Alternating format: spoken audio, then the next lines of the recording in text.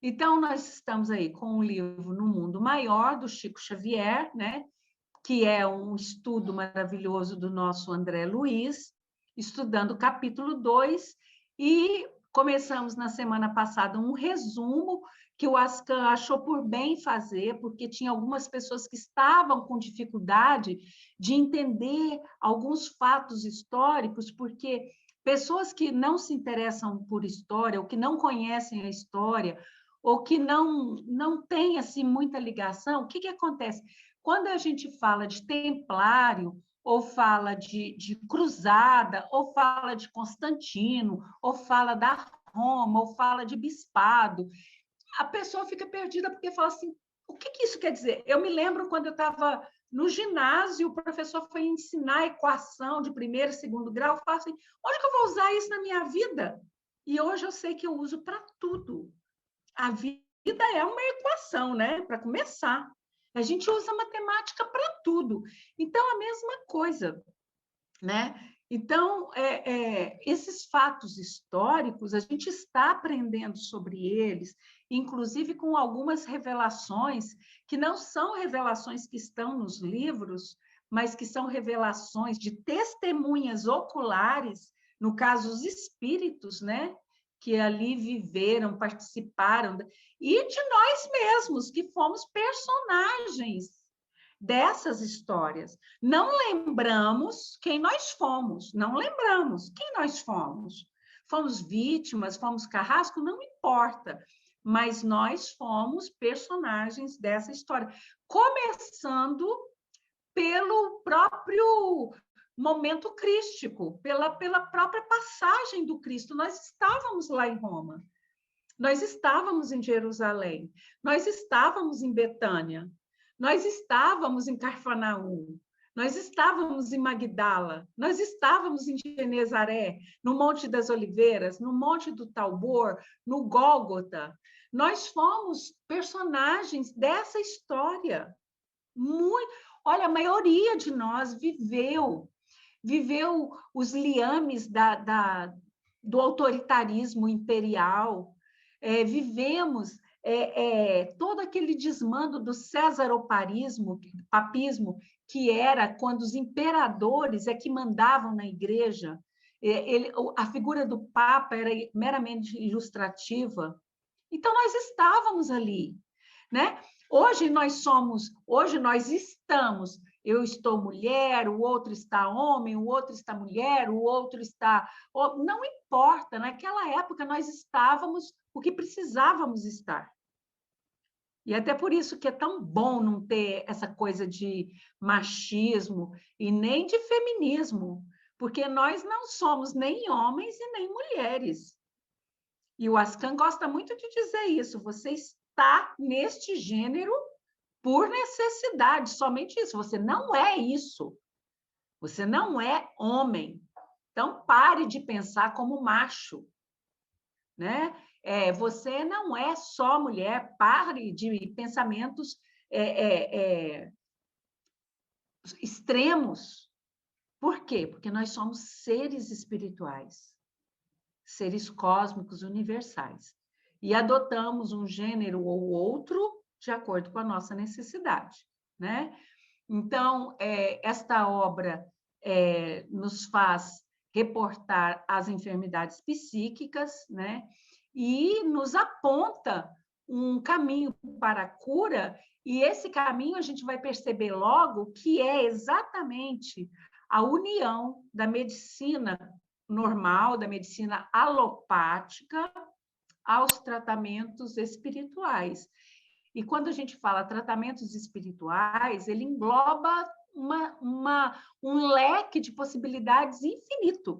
Começa por estudo, porque o conhecimento ele liberta, né? Tira das trevas da ignorância, a água fluidificada, que vai trazer, né, uma limpeza nas moléculas, nas células, inclusive de resíduos espirituais que ali estão. Então, a água fluidificada, a gente fala remédio, remédio, remédio, mas a água, ela funciona, ela exerce no nosso corpo aquilo para qual ela tem a função definida, que é limpeza, purificação, saciar a sede, né? Então, a água fluidificada, ela vai entrar no nosso organismo e ela vai percorrer todos os menores corpúsculos do nosso corpo. Todos. A menor célula do nosso corpo, ela vai receber essa água, né? E o que essa água vai fazer é uma varredura na célula, e onde tiver qualquer resíduo espiritual, qualquer nódoa, qualquer coisa ali, ela vai limpar. É essa a função.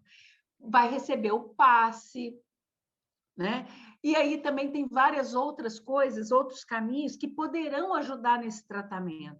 E que muitos espíritas ortodoxos torcem o nariz por desconhecimento.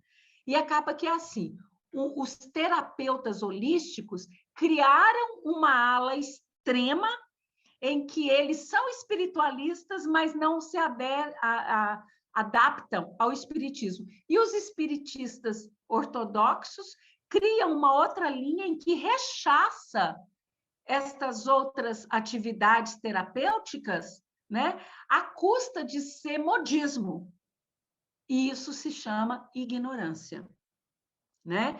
Então, é preciso que a nossa mente, que o nosso olhar, que o nosso espírito, ele tenha uma visão global, uma visão sistêmica, que ele não olhe para a coisa, que ele olhe para o todo. Se olhar para o enfermo somente na sua condição de enfermidade e pretender tratar somente daquela enfermidade naquele aspecto, você não vai obter a cura. É preciso estabelecer um diagnóstico. E esse diagnóstico leva em conta várias situações que estão, inclusive, no meio ambiente daquela pessoa, né? Que é o que os arturianos chamam de psiquismo.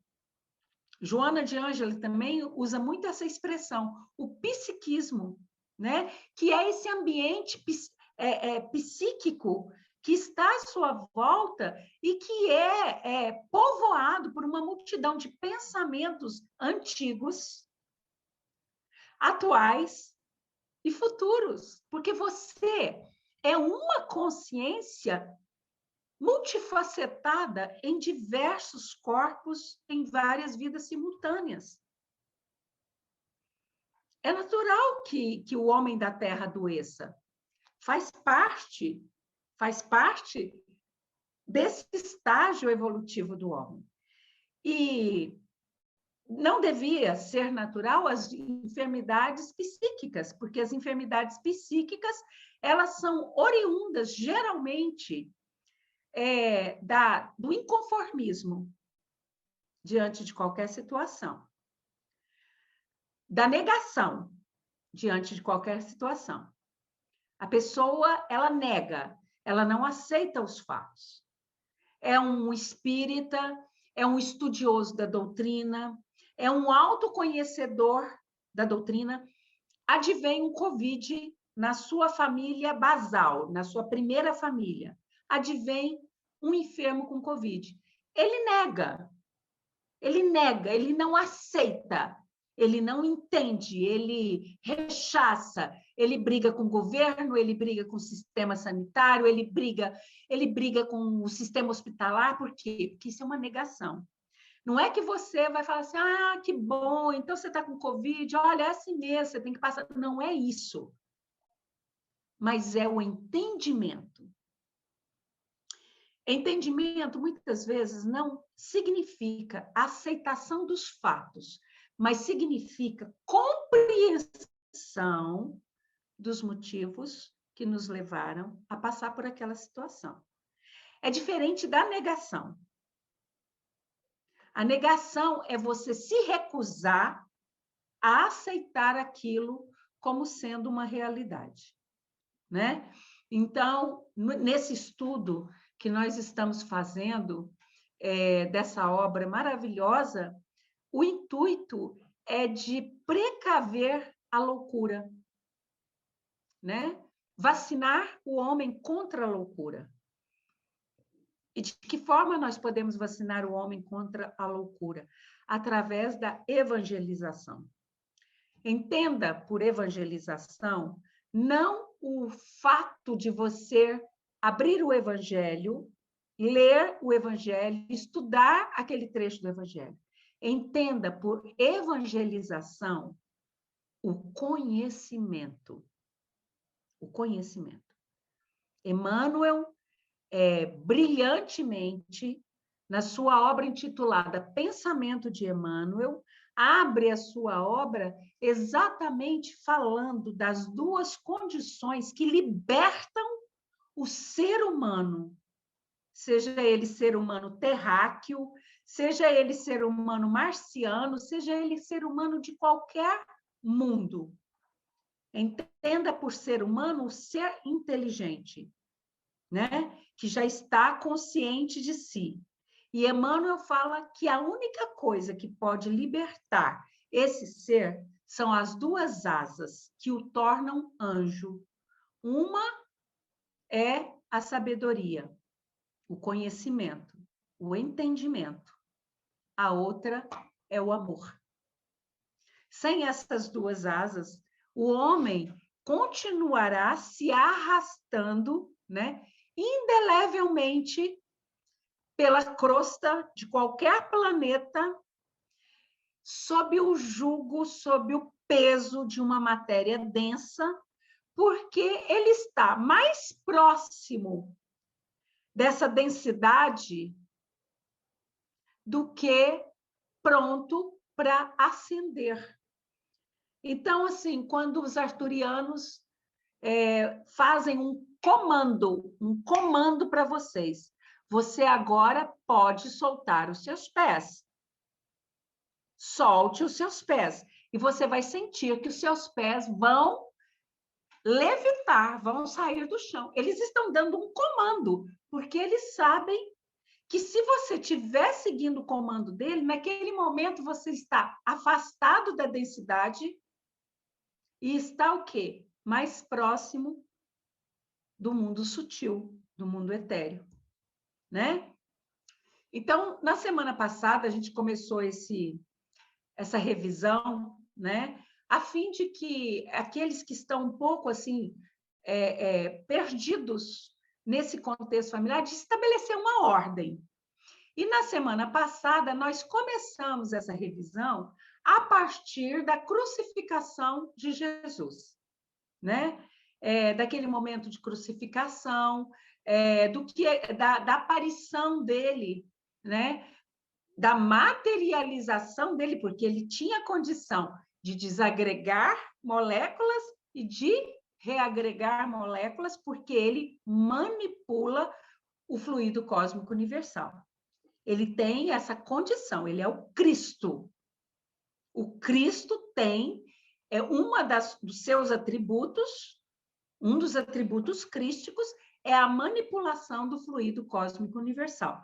Se isso não fosse verdade, ele não conseguiria construir mundos como construiu a Terra. Porque para formar o planeta Terra, ele manipulou o fluido cósmico universal, né? Fazendo com que se deslocasse um bloco incandescente da estrela, né, de quinta grandeza, chamada Sol, que, pela lei física de centrifugação, girava ali em torno daquela grande estrela, mas não tinha o tamanho adequado, não tinha a forma adequada. Ele manipula o fluido cósmico universal, faz com que um grande meteoro se choque com a Terra. O impacto desse choque é tão grande, né, que faz com que se desprenda uma parte que forma o satélite natural, a Lua, que em um momento qualquer eu quero contar a história desse satélite, né? E que também, pela força de centrifugação, faz com que as arestas vão sendo aparadas e o planeta se torne circular. Então, eu sinto muito em dizer, mas o planeta não é plano, né? É uma decepção para vocês, mas o planeta, ele é maciço, rochoso, né? E ele é uma esferoide. Esferoide. Por que esferoide? Porque ele se achata nos polos, né? Na aproximação com a Lua, ele se alonga. Então, assim, é uma ilusão também pensar que ele é uma bolinha perfeita, porque ele vai se deformando em função do magnetismo que a Lua exerce sobre ele, né? Pois bem, então nós falamos dessa volta do Cristo, né, materializado em corpo, em matéria. Eu ressaltei algumas coisas sobre Tomé, desfazendo um pouco esse mito de que Tomé era curioso e ele se tornou o símbolo da curiosidade. E, na verdade, não era essa a intenção de Tomé. Mas, como tudo se usa para poder trazer lições para a posteridade, né, ele aceitou de bom grado ser ele esse objeto, né, de chacota, inclusive, a respeito da sua curiosidade. Na verdade, ele que conhecia bem o mestre, ele queria saber se o mestre estava ali materializado ou na forma etérea, somente isso, né?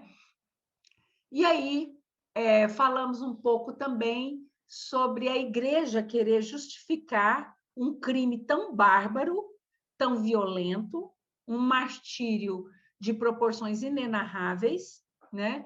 Como foi o homicídio de Yoshua, justificar esse crime de uma forma tão banalizada, dizendo que era necessário porque ele precisava absorver nossos pecados, né? Isso um pensamento retrógrado, é um pensamento muito egoístico, daquele que quer se safar de ter acusado Cristo, de ter escolhido o ladrão no lugar de Cristo, no lugar de libertá-lo. Então, aquele que quer justificar a própria conduta na sua alma se sente muito confortável que o Cristo tivesse que morrer pelos nossos pecados. A única pessoa que vai expiar as suas faltas, os seus pecados, é você. Ninguém mais nesse universo. Ninguém.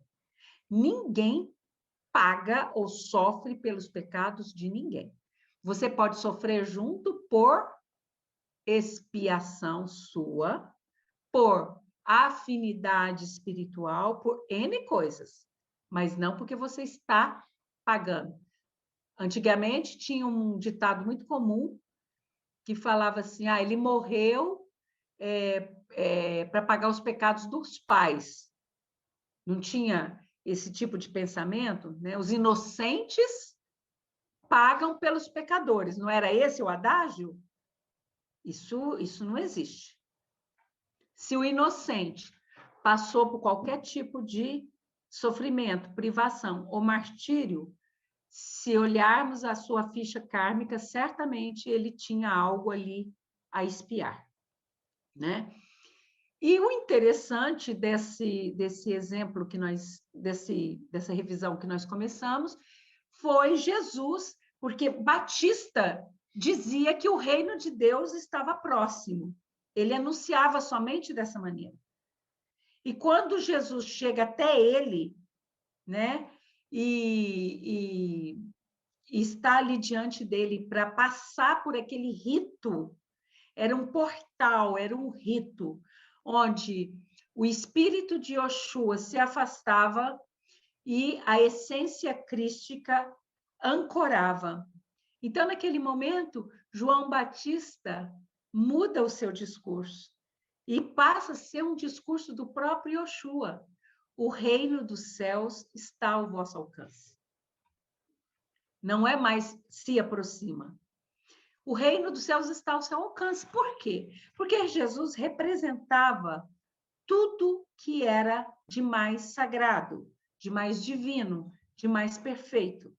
Então, tudo que um ser humano possa conceber como sendo o reino dos céus, em Jesus estava atribuído. Então, o reino de Deus está ao vosso alcance. Mas as pessoas não compreenderam, não entenderam, né, e preferiram permanecer na escuridão sombria dos seus umbrais, né? E Jesus, ele dá uma ordem, né? Curai os enfermos, purificai os leprosos, ressuscitai os mortos, expulsai os demônios, e ressalta, graciosamente recebeste, graciosamente dai.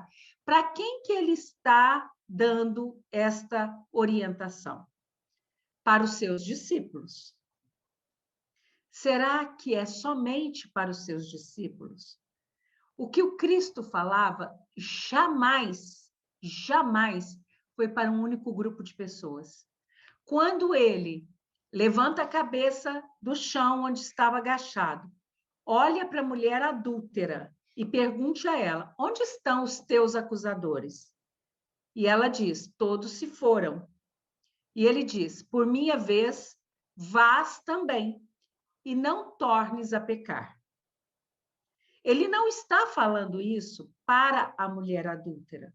Ele está falando isso para todo ser humano que cai no erro. Ele diz: olha, eu entendo, eu até entendo que você errou porque você era ignorante. Agora você não está mais ignorante. Vá e não erres de novo. Não cometas mais o mesmo erro. Né? Então, o reino dos céus está ao vosso alcance. E nós paramos aqui, né? Primeiro ele diz: vinde a mim. E depois ele diz: ide. Vinde a mim todos os que estáis cansados e oprimidos, e eu vos aliviarei. Primeiro é preciso curar.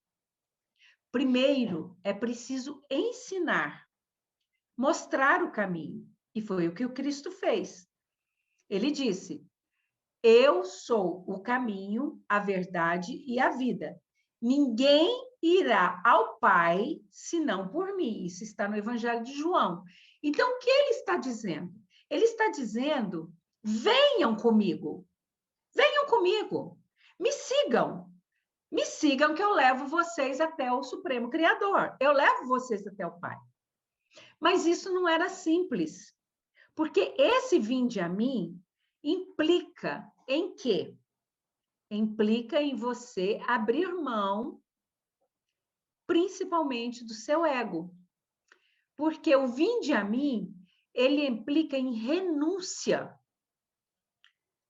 Renúncia. E ele deu esses exemplos várias vezes. Por exemplo, aquele jovem, aquele moço rico, né, que chega para ele e diz: mestre, eu quero te seguir. Já está no Evangelho de Mateus. Eu quero te seguir.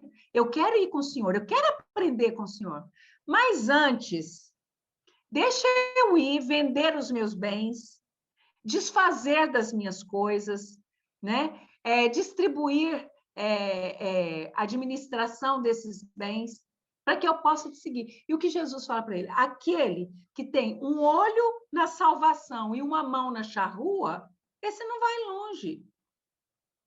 Aquele que quer seguir os ensinamentos crísticos, mas que está ainda com os pés atolados na materialidade, no apego, na sovina, sabe, na ambição desmedida, não tem como ele progredir espiritualmente. Ele não consegue acompanhar o Cristo, porque para acompanhar o Cristo, a bagagem precisa estar leve. Até agora eu estou acompanhando Cristo. Então, para eu dar conta de seguir os passos dele, porque ele tinha 1,83 m, né, aqui na Terra, tinha passos ágeis, passos largos. Para acompanhar aquele homem atlético, eu tinha que ter boa preparação e não podia ter bagagem pesada. Né? Ele ensina também quando aquele filho amoroso: ah, mestre, eu quero te seguir, mas deixa eu enterrar meu pai. É uma caridade filial, enterrar os seus mortos. E o que ele fala? Ensinando para nós hoje. Ele não estava ensinando para aquele menino.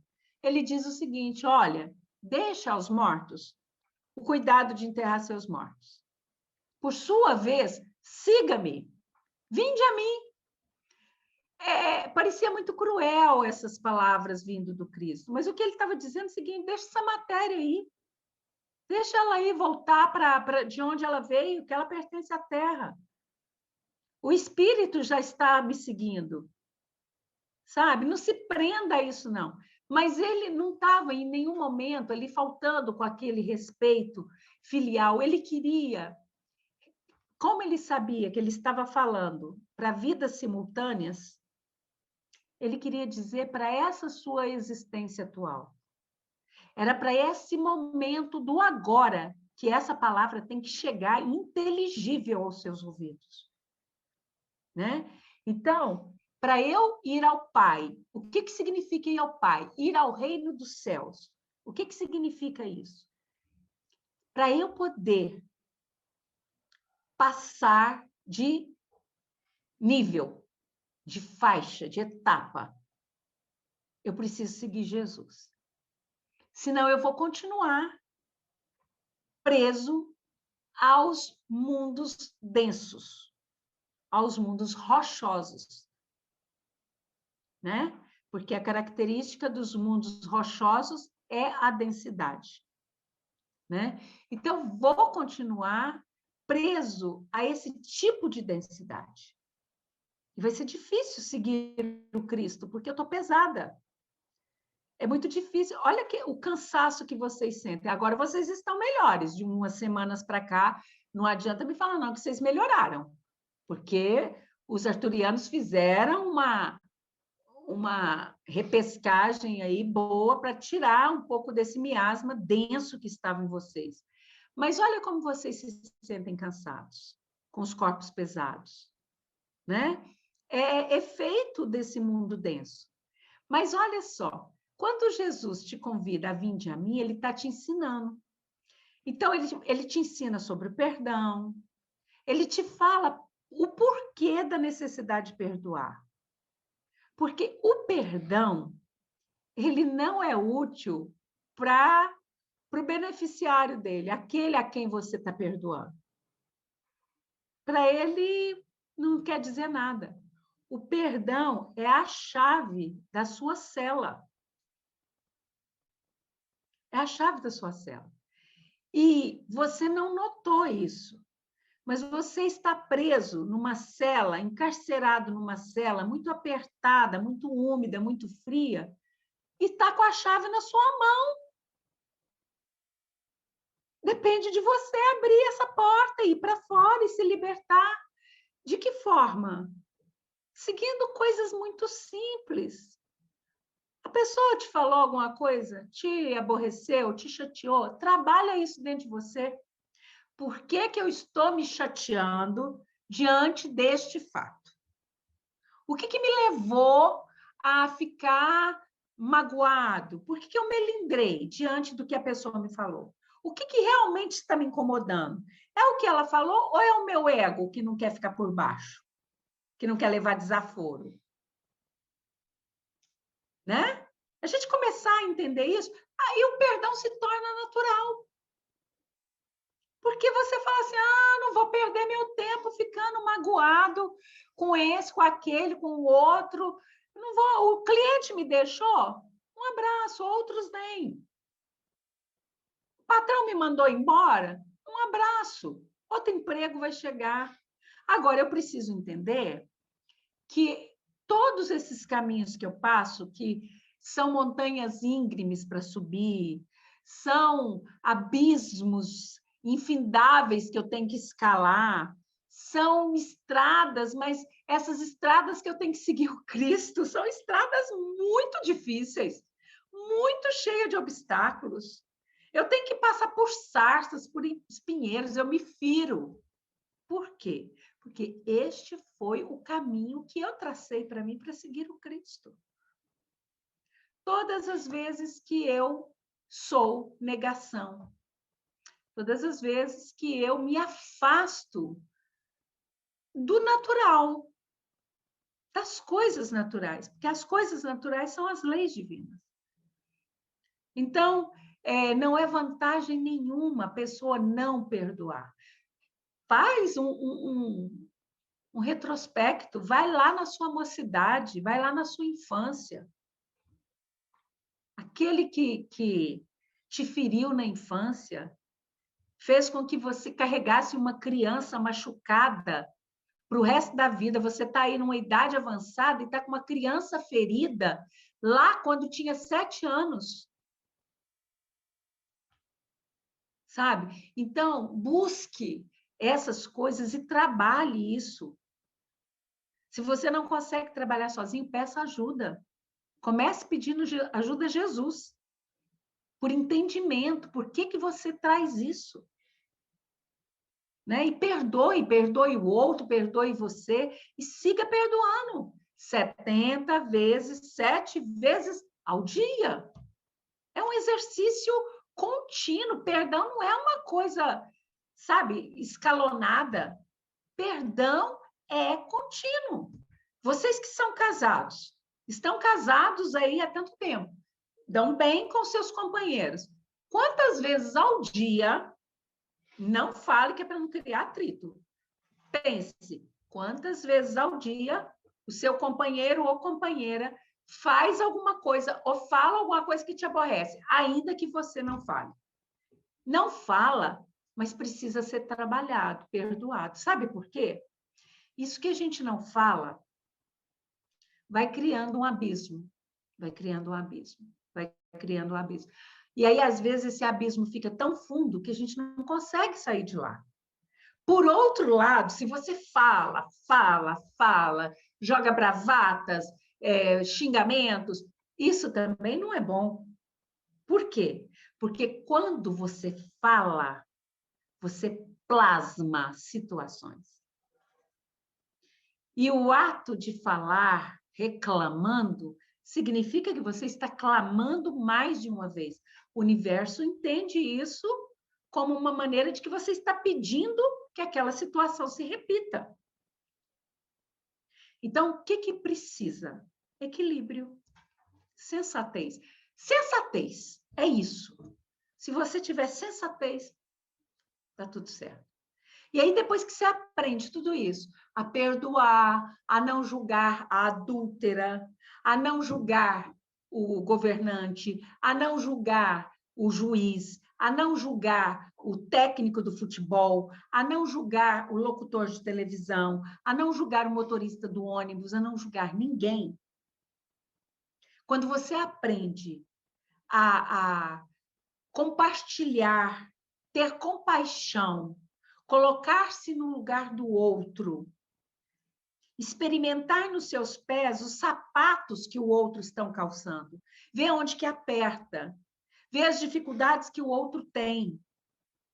Então, você está pronto para esse vinde a mim. E quando você está pronto para esse vinde a mim, você fala assim, acabou. Então, agora, respirar fundo, porque agora eu vou para a morada do Pai, alcancei o reino de Deus, o reino divino. Já ouviu falar que você é eterno? E que o mundo é infinito? Só para dar uma pistinha para vocês. O universo de vocês, que Hermes Trismegisto e vários outros chamaram de Nebadon, o Nebadon é uma célula de um grande e vasto universo, junto com centenas, milhares de outros universos. E esse outro grande e vasto universo é uma célula de um outro vasto universo. Dá para entender? Tem que desenhar, né? Porque é difícil de entender isso. Você não consegue conceber a sua Via Láctea, a sua galáxia. Imagine conceber o seu universo, que é o Nebadon, com todas as galáxias que os seus telescópios já conseguiram, que não é nem um terço. Imagine, imaginar que esse universo é uma parte, uma molécula de outro grande e vasto universo. E que tudo isso é o corpo de Deus. É o corpo de Deus. Então, se isso é o corpo de Deus, e se você faz parte desse universo, você está onde? Dentro de Deus. Não é assim? E Deus está dentro de você. Por isso que você fala tanto em onipresença, onisciência, onipotência, sem entender o que você está falando. Porque, não, onipotência porque ele tem um poder absoluto, mas você não entende esse poder absoluto. Quando eu te dou um exemplo assim, materializado, você começa a entender. Onde que você vai parar com tudo isso, quando você começa a pensar? Que viagem que você pode fazer? De que universo você veio? Será que você é de todo sempre de Nebadon? A nossa comunicação, como que ela se dá? É o que eu falei para vocês, eu não sou desse universo, eu não faço parte desse mundo. Né? Não sou dessa galáxia. E como que eu venho tão facilmente? Esses mecanismos de comunicação. Isso não é magia, isso não é feitiçaria, isso não é bruxaria. São técnicas, são tecnologias, né? E é uma coisa natural, simples. Não tem complexidade no universo. A complexidade, ela existe até você entender. É o exemplo que o meu canal passou hoje numa equação de segundo grau. A equação de segundo grau, quando ela é apresentada ao estudante, ele fica apavorado para entender como é que ele entende aquela lógica. Mas a partir do momento em que ele entende uma equação de segundo grau, ele entende uma regra de 3 e ele percebe que ele pode colocar aquilo em prática em tudo que ele fizer e que ele começa a olhar para o universo e começa a ver, né, esse mundo matemático vibrando em todo o universo, ele acha simples. Eu acho simples estar aqui me comunicando com vocês.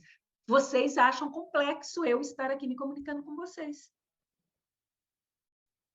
E hoje eu estou fazendo uso de uma tecnologia e de um canal, mas muito em breve nós podemos fazer uso da tecnologia diretamente, porque isso é possível. Vocês já não fazem essas videoconferências de vocês de um ponto a outro do planeta entre seres encarnados? Vocês poderão fazer essas videoconferências entre nós e vocês. Eu não sou desencarnado, eu falo isso o tempo todo para vocês. Desencarnado é um espírito que veio, vivenciou a matéria, passou pela matéria, nasceu pela matéria e tal. Eu ancorei, é diferente. Usei um outro corpo que já tinha um espírito que estava encarnado e que esse espírito já havia, por projetos anteriores, feito acordo para que isso fosse possível, né? Então, depois que você está com tudo isso pronto, seguindo Jesus, ele fala assim, agora está tudo certo, agora você não precisa me seguir mais, agora você vai e fala que eu existo.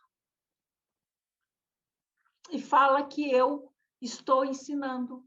E fala que eu quero ajudar outros. Porque essa questão da eternidade, da infinitude, ela tem um sinônimo que se chama trabalho. Então, pessoas preguiçosas, aquelas pessoas que não gostam de arrumar a sua própria casa, de estender sua própria cama, né? Pessoas que deixam as coisas desorganizadas, eu sugiro que façam um estágio enquanto estão na carne. Comecem a trabalhar essa questão de organizar, de trabalhar, de olhar para fora, de ajudar o outro, sabe? A questão do voluntariado, 1 hora por semana, não precisa ser 1 hora por dia, 1 hora por semana, entrega do seu tempo, ainda que seja 1 hora por semana, dando passe aqui, na terça-feira, por exemplo. Isso é um tipo de trabalho, porque você está doando de você. Trabalho verdadeiro é aquele que a gente doa de nós. Não é aquele que você pega o que o outro deu para poder dar para alguém em seu nome. Né? Isso é voluntariado.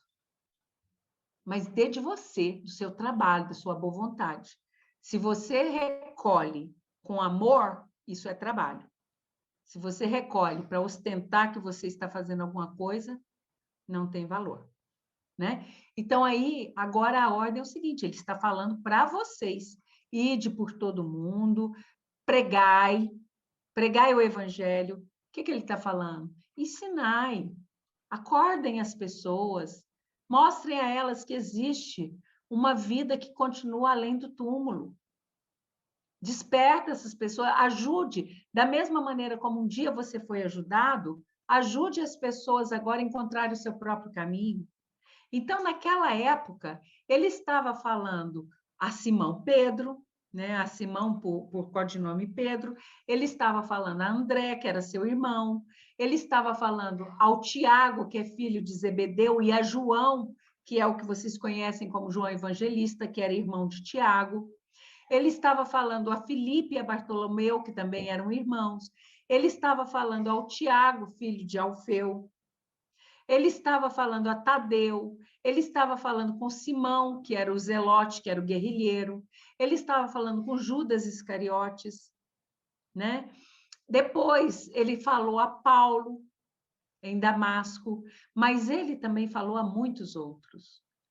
Ele não falou somente a estes, ele não falou somente aos seus irmãos carnais, como era Simão, como era Tiago Maior, como era Judas, que eram irmãos dele também. Ele também não falou somente a Lucas. Ele falou muito às mulheres, e eu gosto muito de ressaltar isso. Ele valorizou as mulheres. E Maria Madalena foi esse expoente do seu ministério de amor. Ela era um espírito que veio à Terra para poder ajudá-lo nessa preparação desses apostolados. Maria Madalena, ela teve uma outra reencarnação aqui na Terra, né? E ela viveu na Espanha, e sempre fazendo este trabalho do despertar. Como mulher, mostrando a importância e a força do gênero feminino, a doçura, a graciosidade, que são atributos yangues, né? Porque no universo não tem macho e fêmea, tem yin e yang, tem forças, né? Então, ela recebeu de Jesus os mais profundos conhecimentos. E o dia que se conseguirem decifrar os seus evangelhos, né, que foram encontrados no deserto do Mar Morto, o dia que conseguirem traduzir, decifrar, porque ele está muito deteriorado, vocês vão ter grandes novidades, né, dos ensinamentos que ela recebeu de Jesus. E aí, esses principais discípulos, eles vão pelo mundo. Agora, é interessante uma coisa. O entendimento, na época, ele era muito radicalizado. Pedro entendeu que para ele poder cumprir aquela ordem que Jesus estava passando a ele tinha que sair pelo mundo, ele tinha que abandonar a mulher dele, ele tinha que abandonar o trabalho dele, abandonar a sua casa, a sua família, a sua esposa, né? Será que foi esse mesmo o pensamento de Jesus? Será que foi esse mesmo? Porque, na verdade, o que Jesus queria era que eles fossem ensinar, que eles fossem pregar, que eles fossem curar. Mas tem uma passagem que passa sempre muito rapidamente pelos olhos dos estudiosos bíblicos, né? Porque Jesus manda que os seus discípulos vão primeiro aos judeus, que eles vão recuperar os filhos de Israel, para depois eles irem aos gentios. Ele fala claramente, não vades aos gentios. Naquele momento, não era o momento de ir aos gentios. Não vades àqueles que não são hebreus, aqueles que não são israelitas. Primeiro vai nesse... Então, qual era o trabalho que era para ser feito? Ali, no entorno, onde eles estavam. Mas, e aqui vai, mais uma vez, a minha polêmica, e ninguém pode me pôr fogo, mas eu sei que o meu canal vai sofrer muito com esse revés. Vai mais uma consequência. Os apóstolos, com exceção de alguns, eles não vão para Antioquia, para Mesopotâmia, para a Índia, para onde hoje é a Espanha, Andaluzia, que as regiões. Eles não vão para lá para cumprir com a ordem de Jesus. Eles vão para lá porque eles estão fugindo. Eles estão fugindo, né? Pedro e Paulo vão para Roma. Pedro, ele era muito impetuoso, ele era guiado pelo instinto, ele era esbaforido, ele era totalmente assim imprevisível. Ele vai para Roma com com aquele desejo de cumprir o que o mestre estava mandando. E ele deixa para trás a sua família, né? Ele deixa a sua família para trás, seu trabalho, sua casa, e vai para lá. Mas, com exceção de Pedro e de alguns outros, a maioria fugiu. Agora, eu pergunto a vocês, para onde que foi João Evangelista? Para onde que foi Madalena? Para onde que foi as irmãs que eram amigas de Jesus, Marta e Maria? Para onde que foi José de Arimateia, que era discípulo de Jesus? Ele e Lia, sua esposa. Para onde que eles foram? Eles não saíram daquele entorno e eles continuaram a pregar a palavra de Jesus, os ensinamentos de Jesus, né? Então, é interessante que a gente precisa entender o que move essas pessoas, o que moveu essas pessoas, né? E aí, alguém pega e vai para a Ásia, por exemplo. Não, eu vou lá para pregar os ensinamentos de Jesus. Ele quer pregar os ensinamentos de Jesus. Ele está cheio desse Espírito Santo dentro dele. Mas, na verdade, ele está cuidando do coro dele. Ele não quer ser mais um martirizado, né? Então, essa ordem que Jesus dá de curar, de limpar os leprosos, de ressuscitar os mortos, né? Como nós falamos, ressuscitar os mortos é esse trabalho de desobsessão que vocês fazem hoje nos centros espíritas, né? Isso tudo, esse trabalho maravilhoso, Jesus ordena que se faça, não aqueles 12 daquela época. Essas palavras estão aí retumbando no tempo e no espaço. Vocês estão ouvindo essas palavras. É um chamado que está sendo feito para vocês. Então, para eles fugirem dessa perseguição do Sinédrio, né, dos romanos em Jerusalém, eles saem da cidade. Mas é porque eles estão fugindo da perseguição. O primeiro móvel deles era a autoproteção, a sobrevivência. Na sequência, vem o segundo móvel, que era os ensinos de Jesus, né? Então, a Antioquia, ou Antioquia, cada um tem uma pronúncia, esse lugar foi um lugar muito importante, porque muitos daqueles discípulos, eles se estabeleceram ali. E como eles foram vários que foram para essa cidade, porque era uma cidade cosmopolita, era uma cidade que havia muitos cidadãos de formação helênica. O que é a formação helênica?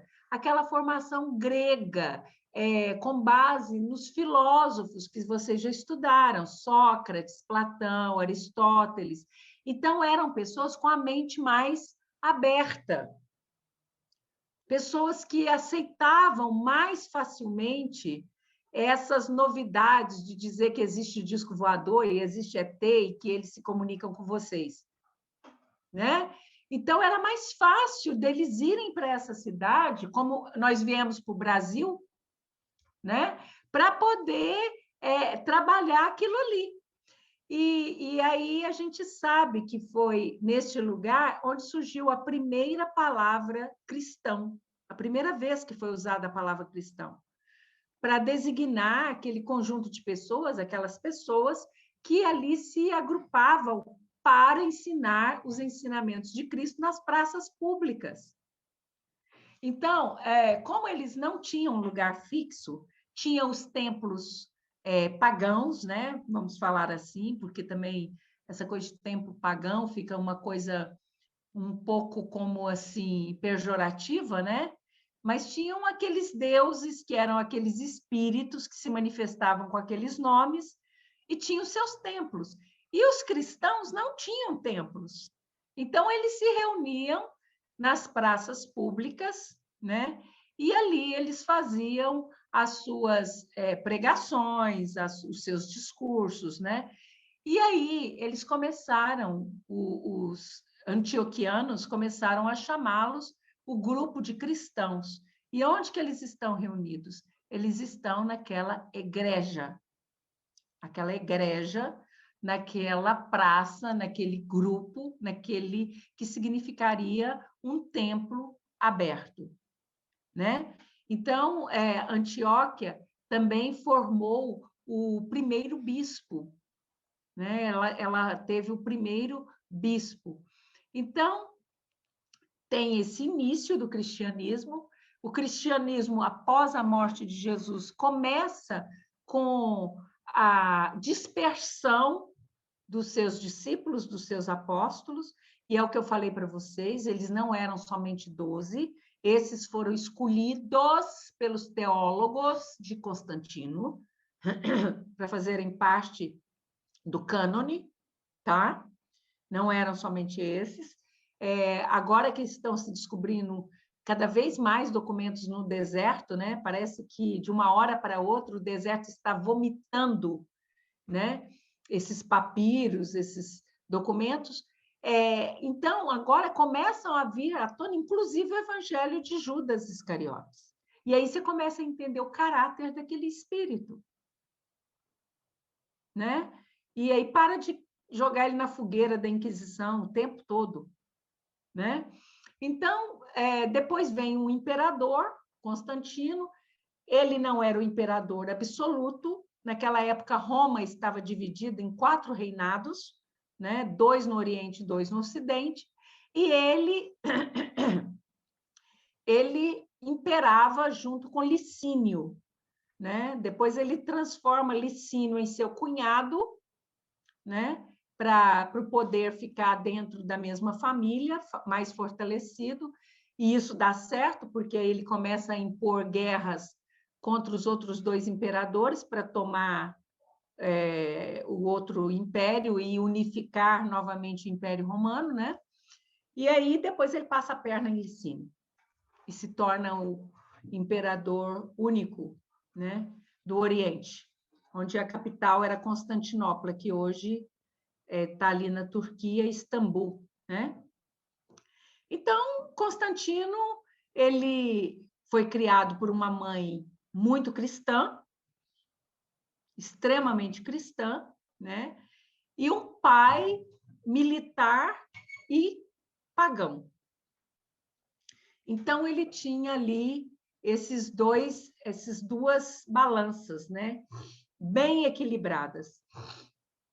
Por pressão da sua mãe, e devido a um sonho que ele teve, ele assina o Edito de Milão, né? Que é um documento que reconhecia a natureza religiosa do cristianismo. Então, transforma aquelas reuniões clandestinas ou da igrejas, né? Transforma aquelas reuniões em reuniões que poderiam se oficializar. A partir de então, era permitido que os cristãos pudessem construir templos, as suas igrejas, né? Construir templos para poder fazer os seus cultos ou missas, né? Mas isso, falar que ele tornou a religião oficial de Roma, não procede, isso não é verdade. Ele simplesmente equiparou o cristianismo em direitos e privilégios com as religiões pagãs que já existiam em Roma, principalmente a greco-romana, com os mesmos deuses, né? Zeus ou Júpiter, né? Apolo ou Ares, daí para frente. Então, cristãos, eles formaram comunidades locais.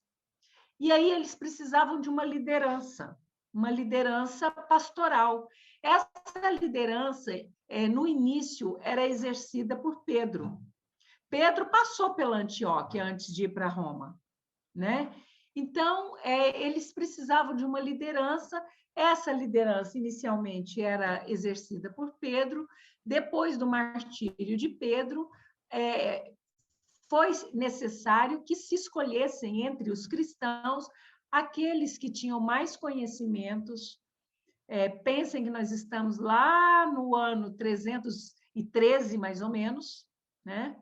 Então, era preciso que se escolhesse aqueles que tinham a mente mais recente de tudo aquilo que o mestre havia ensinado, porque o conhecimento era oral. Então, se escolhiam geralmente um mais velho, um que tinha mais autoridade no grupo, para ser o líder daquele agrupamento. E se chamou a essa autoridade pastoral, né, ou eclesiástica, ou religiosa, se chamou ele de bispo. Então, ele passou a ser denominado como bispo. E aí, nós tínhamos, então, nesse período, 3 bispos. Um no Oriente, porque nós já tínhamos unificado os 2 reinos do Oriente, então tinha uma igreja só, mas eu tinha 2 reinos no Ocidente, né? E o bispo de Roma, porque o do Ocidente, a capital era Roma, né? O bispo de Roma, que era o sucessor do apóstolo Paulo, né? Ele passou a ter mais destaque sobre todos os outros primados, como eram chamados esses núcleos primitivos do cristianismo. Ele passou a ter mais destaque, por quê? Porque ele tinha mais poderes, né? Ele tinha mais poderes. Então, uma revisão aqui, porque nós já temos que começar a preparar nosso encerramento, para vocês entenderem. Eu estou vindo numa sequência cronológica, né? Então, o imperador Constantino, ele não torna o cristianismo a religião oficial de Roma, e ele não é o 13º apóstolo. Até porque eram muitos apóstolos, né? Isso é um louro, mais um louro que a Igreja Católica pôs na cabeça de Constantino, né? Então, o que ele fez foi oficializar o cristianismo como religião e dar aos cristãos liberdade de culto sem serem perseguidos pela soldadesca, presos, martirizados, etc. e tal, né? Outra mentira que falaram é que ele se converteu ao cristianismo por causa do sonho dele. Também não é verdade. Ele nunca foi cristão. Ele aceitou a bênção do bispo de Roma, do bispo do Oriente, me desculpe, na semana da sua morte, quando ele já sentia que ele estava morrendo. Ele aceitou essa bênção, que seria a extrema unção, mais ou menos parecido com isso, né? Ele aceitou porque ele sabia que ia morrer e falou assim: olha, eu quero a bênção de todos os deuses, inclusive desse. né? Mas ele nunca foi cristão. Agora, tem uma coisa boa que ele fez, né? Ele deu permissão à sua mãe, Helena, para que ela construísse vários templos cristãos. Ele deu a ela o dinheiro que ela precisasse, o poder que ela precisasse, carta branca. E ela viaja, então, para Jerusalém, para Palestina. Na verdade, ela viaja para Palestina e vai em todos os lugares por onde Jesus esteve. Ela faz uma pesquisa de campo fantástica, né? Conversando com os mais antigos, que a história era oral, né? Era pela oralidade, e anotando todas as informações e pesquisando, e ela descobriu vários lugares por onde Jesus esteve, inclusive o Gólgota, né? Ela descobre esses lugares sagrados, né, por onde Jesus supostamente passou, né? E ela vai construindo vários templos, várias igrejas suntuosíssimas. Ela queria competir com as antigas igrejas, com os antigos templos dos deuses pagãos, então ela construía templos muito maiores, né? Igrejas muito maiores, né? Outra coisa que é interessante falar sobre Constantino é que esse favorecimento, esse reconhecimento do cristianismo como uma religião oficial, não era só por causa do seu sonho, nem por causa da sua mãe ali o tempo todo te sujigando. Era muito mais um interesse político, né? Porque quando ele estava apoiando os cristãos, era uma forma que ele estava tendo de apoiar o Império Romano, porque as pessoas se mantinham quietas, em paz. Não é isso que os seus políticos fazem na atualidade? Procurando determinadas religiões, fazendo adesão e para que pudessem ficar fortalecidos nas suas convicções, né? Então, é interessante desfazer esses mitos em torno de Constantino, né? Em torno de Nero, com um era bom demais, o outro era mal demais. E, na verdade, o que era mal demais tinha um lado muito bom, e o que era bom demais tinha um lado muito ruim. E é assim com todos, porque vocês vivem no mundo dual. Lembra do estudo da dualidade? Mundo dual, né? Então, na verdade, se em 313 Constantino e Licínio assinam o Édito de Milão, né, oficializando o cristianismo como religião, simplesmente reconhecendo o cristianismo como religião, por sua vez, somente em 380 é que o cristianismo se torna, né, a religião oficial de Roma por ordem do imperador Teodósio I. Né? Então, é um outro édito, teve o édito de Milão e agora o édito de Tessalônica. Essa palavra não deve ser estranha para vocês, Tessalônica, porque Paulo escreveu muitas cartas aos tessalonicenses, não é isso? Né? Então, tem esse édito em 380, depois da morte de Cristo, em que aí sim o cristianismo passa a ser uma religião oficial, né? E aí Roma deixa de ser um império pagão, tá? Então, outra coisa que nós falamos foi que tanto Constantino até que não, apesar do Concílio de Nicéia, mas até que ele não é tão incisivo em administrar a igreja, né? Apesar de que administrou, mas como foram seus seguidores, os imperadores que vieram depois dele, né?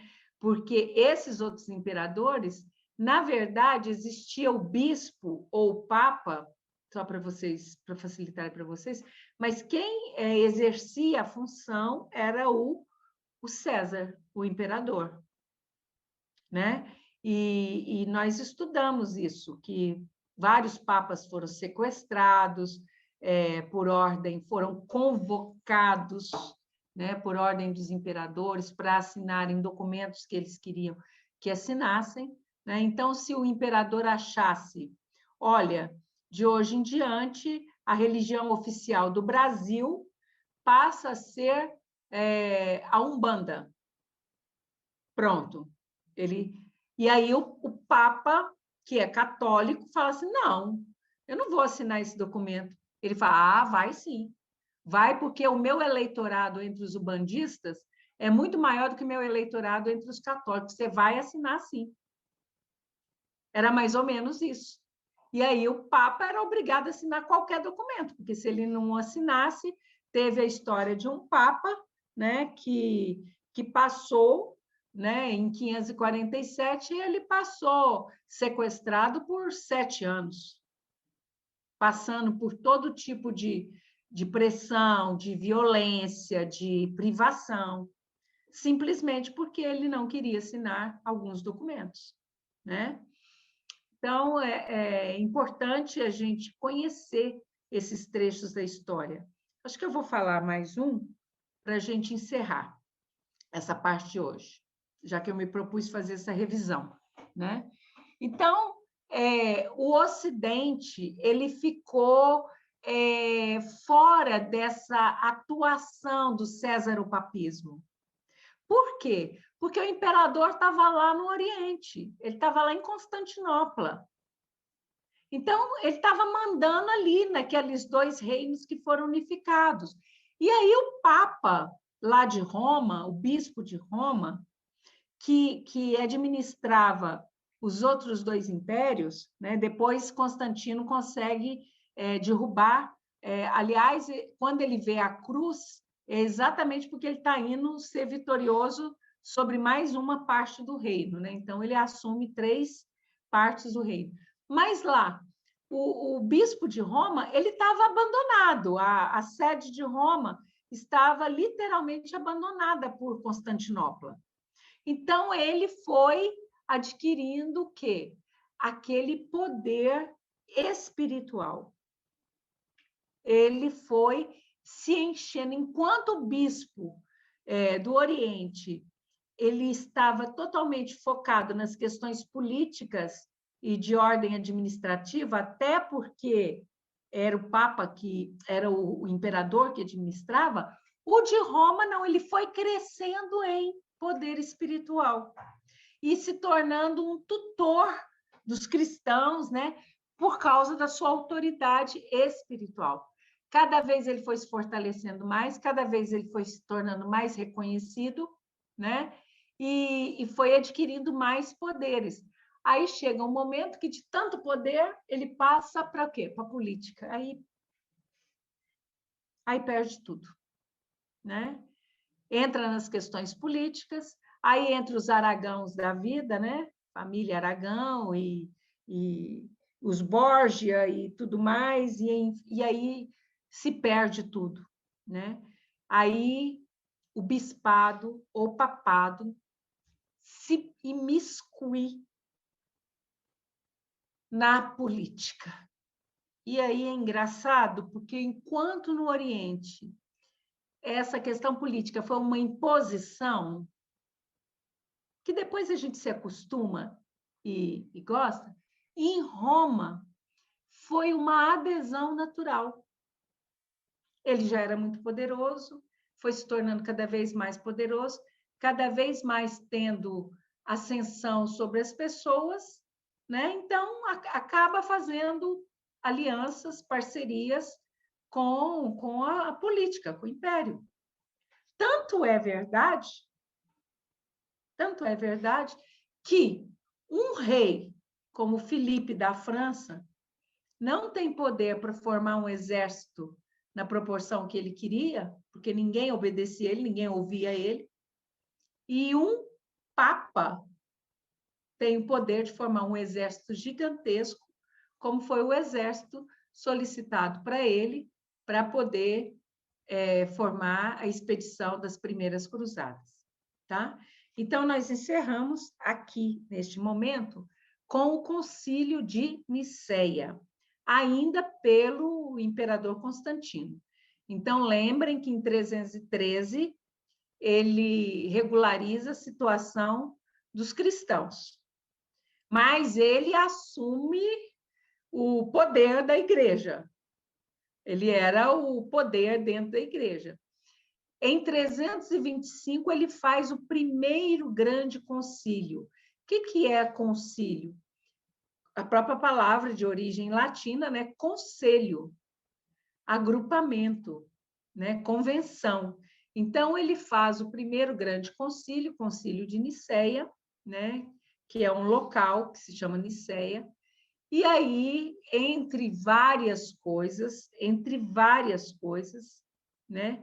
Ele, nesse momento, ele e os seus conselheiros, que passaram a se autodenominar como teólogos, eles, então, decidem pela natureza divina de Jesus, de Deus, em 3 partes. Era o Deus Pai que estava no céu, aquele velhinho de longas barbas brancas, de cabelo branco, túnica muito alva, com a mão estendida, né? O Filho, que era o próprio Yoshua, que é o Deus que vem na Terra, o Deus vivo manifestado na Terra. E o Espírito Santo, que é o Espírito de Deus depois que Jesus se desintegra. Então, ele é Pai, Filho e Espírito Santo. E aí, como a gente está fazendo uma revisão, só para lembrar, Jesus não é Deus e Deus não se divide. Ele é unidade. Unidade, ponto final. Se ele se dividisse, ele seria terciário. Se ele fosse terciário, ele não seria Deus. Ele poderia ser Cristos, mas não seria Deus. Então, Deus é unidade. Unidade é indivisível, né? Então, nós vamos encerrar essa revisão por aqui.